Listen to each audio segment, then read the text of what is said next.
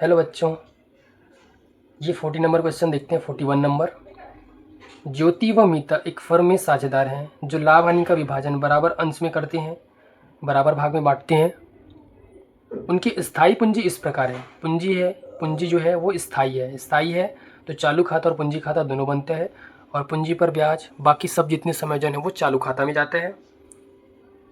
उनकी पूंजी इस प्रकार थी। ज्योति की 80,000 रुपये है, मीता का 60,000 रुपये है। वर्ष 2001 में पूंजी पर ब्याज 6% के स्थान पर 5% की दर से क्रेडिट किया गया था।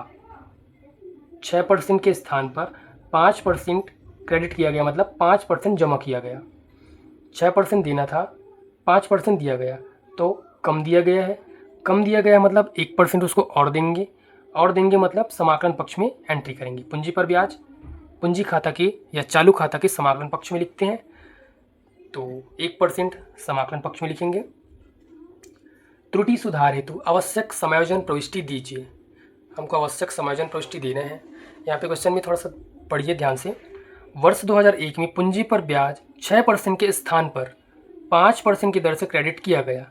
6% के स्थान पर 5% दिया गया है, मतलब 1% कम दिया गया है।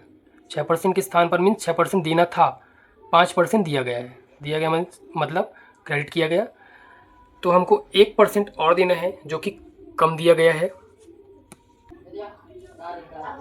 सबसे पहले समायोजन तालिका बनाएंगे। समायोजन तालिका, ये विवरण का कॉलम। यहाँ पे साझेदार हैं ज्योति और मीता। ज्योति और ये मीता, डेबिट साइड और ये क्रेडिट साइड। डेबिट साइड और ये क्रेडिट साइड। यहाँ पर पूंजी पर ब्याज जो है क्वेश्चन में बोला गया 6% के स्थान पर 5% दिया गया है, मतलब 6 देना था, 5% हमने दिया तो कम दिया है।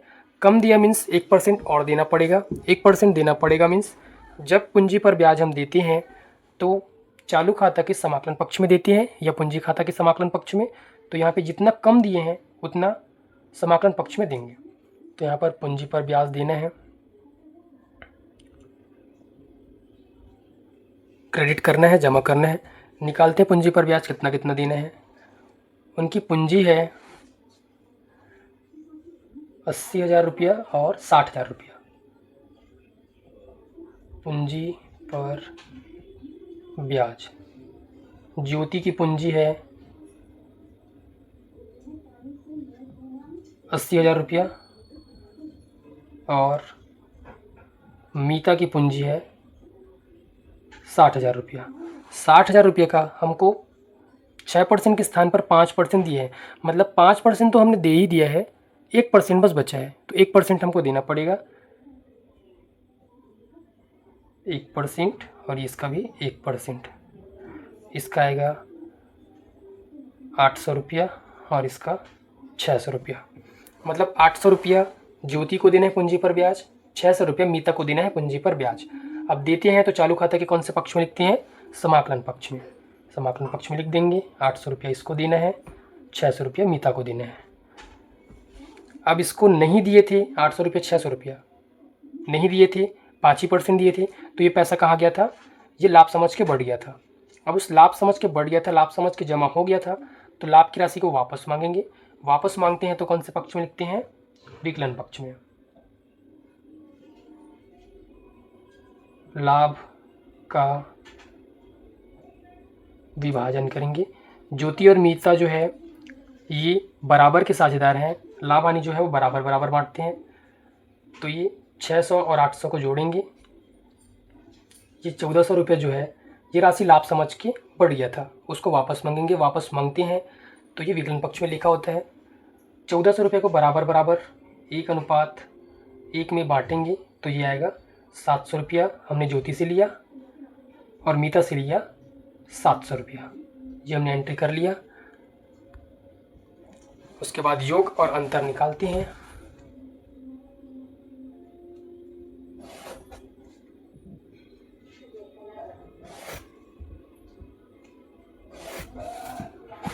ये हमारा योग वाला रो और ये अंतर वाला रो। योग करते हैं, ज्योति के विकलन पक्ष में है 700 रुपया, समाकलन पक्ष में 800 रुपया। मीता के विकलन पक्ष में है 700 रुपया और समाकलन पक्ष में 600 रुपया। अंतर निकालते हैं। अंतर निकालने का इसी तरीका है, विकलन पक्ष का कम है, समाकलन का ज़्यादा है। ज़्यादा है तो कितने है, 100 रुपया। जिस पक्ष में ज़्यादा रहता है उसी पक्ष में लिखते हैं। ये समाकलन पक्ष में 100 ज़्यादा लिख दिए। मीता के विकलन पक्ष में 700 रुपया है, समाकलन पक्ष में 600 रुपया। विकलन का ज़्यादा है, कितना ज़्यादा है, 100 रुपया। 100 रुपया मीता के विकलन में लिख दिए। अब मीता के विकलन वाले कॉलम का 100 रुपया ज़्यादा है तो मीता का पूंजी खाता विकलन होगा। यहाँ पे पूंजी जो है स्थायी है तो यहाँ पे चालू खाता यूज़ करेंगे। ज्योति के समाकलन पक्ष का ज़्यादा है तो ज्योति का चालू खाता समाकलन होगा। तो इसकी एंट्री होगी मीता का चालू खाता विकलन, मीता का चालू खाता विकलन ज्योति के चालू खाता से। जिस पक्ष का ज़्यादा है वो होता है विकलन या समाकलन।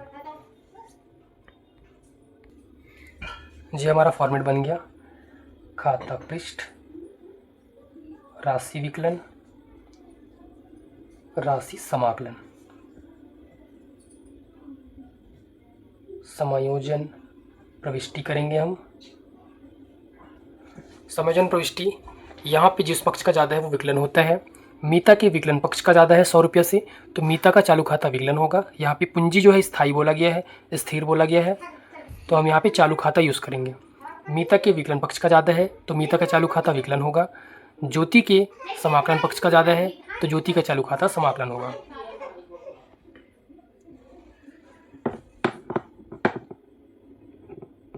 मीता का चालू खाता विकलन ज्योति के चालू खाता से पूंजी पर ब्याज का समायोजन।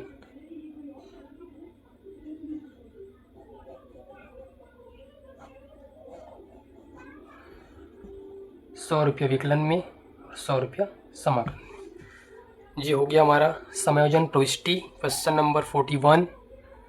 क्वेश्चन नंबर 42 सेम बनेगा इसी के जैसा। इसमें हमने 1% कम दिया था, उसमें 2% ज़्यादा दिया गया है। 8 की जगह में 10% दिया गया है। ऐसा सेम बनेगा।